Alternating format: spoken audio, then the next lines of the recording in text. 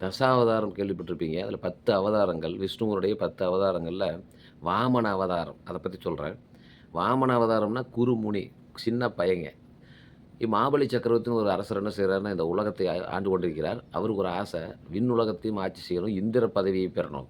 அப்படின்னு சொல்லி தன்னுடைய குருவுட்ட போய் ஐடியா கேட்கிறாரு. குரு சுக்கராச்சாரியார் அவர் சொல்றாரு, "நீ ஒரு யாகம் நடத்து. அந்த யாகம் முடிஞ்சோனே வர்றவங்களுக்கு எல்லாத்துக்கும் தானம் பண்ணு. அப்போ உனக்கு அந்த இந்திர பதவி கிடைக்கும்." அப்படின்னு ஒரு ஐடியா சொல்றாரு. இவரு யாகம் பண்றாரு. யாகம் முடிஞ்சு வர்ற எல்லாத்துக்கும் அவங்க என்ன கேட்கறாங்களோ இல்லைன்னு சொல்லாம தானம். அப்போ அந்த யாகம் வெற்றி அடைந்து விட்டால், மாபலி சக்கரவர்த்தி வந்து என்ன செய்வாருங்க, இந்திரலோகத்த பதவி பிடிச்சுருவாரு, மூவுலகத்துக்கு அரசராயிருவார். அப்ப இந்திரன் மற்றும் தேவர்கள்லாம் போய் திருமால்ட்ட போய் சொல்றாங்க, "ஐயா இந்த மாரி பிரச்சனை" அப்படின்னா, உடனே திருமால் ஒரு குறு முனி சின்ன பையனா வந்து மாபலி சக்கரவர்த்தி வராருங்க.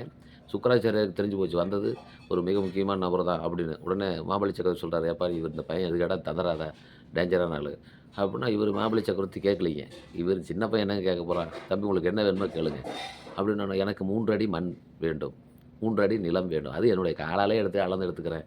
அப்படின்னோனே இவரு மாபலி சக்கரவர்த்தி, "சரி எடுத்துக்கங்க." அப்படின்ட்டாரு. உடனே 1 அடி அப்போ அந்த சின்ன பையன் அந்த வந்த ரூபத்தில தானே எடுக்கணும். கடவுளோட டெக்னிக் பாருங்க. அப்படியே விஸ்வரூபம் எடுக்கிறார். பெரிய விண்ணுக்கும் மண்ணுக்கும் பெரிய உருவத்த எடுத்து, 1 அடியால் இந்த உலகத்தை அளக்கிறார். இன்னொரு அடியால் விண்ணுலகத்தை அளக்கிறார். அளந்துவிட்டு மாபலி சக்கரவர்த்தி, "நான் 3 அடி இடம் கேட்டேன். ஆனா 2 அடி தான் இருக்குது. இன்னும் 1 அடி எங்க?" அப்படிங்கிறாருங்க. மாபலி சக்கரவர்த்தி பதில் இல்ல. தன்னுடைய தலைமுடியை காட்டி, "இந்த தலையில் 3வது அடியை வைத்துக் கொள்ளுங்கள் ஆண்டவா" அப்படின்னு சொல்றாருங்க. 3வது அடியில வச்சு அவரை பாதாள உலகத்தில் அரசராக ஆட்சி செய்யும்படி கடவுள் சொல்றார்.